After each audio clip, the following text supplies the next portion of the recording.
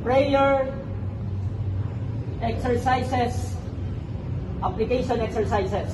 Ano po? Prayer application exercises. Maaaring ngayon lang po ito makikita ni Major Custodio.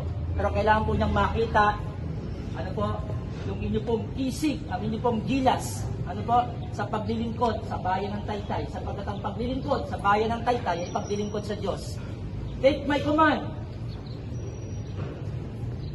Harap sa kanan. Na. Sino mo naman, sir?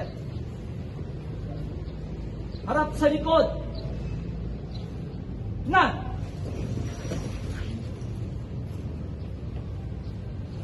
Presence of mind.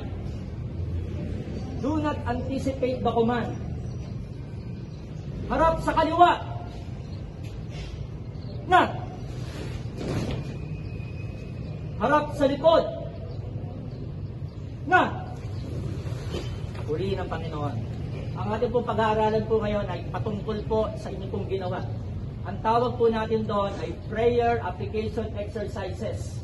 Ang tawag po, obey first before you complain. Ano po? Obey first before you complain. Yan po ang palasak na atin pong natutunan during our training days.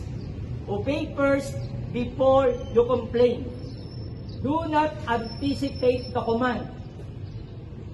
Maliwanag po ba yon? Alam niyo po, dapat po ang response, sir, yes sir. Para tayo na sa military training, sir, no? Okay lang po ba yon?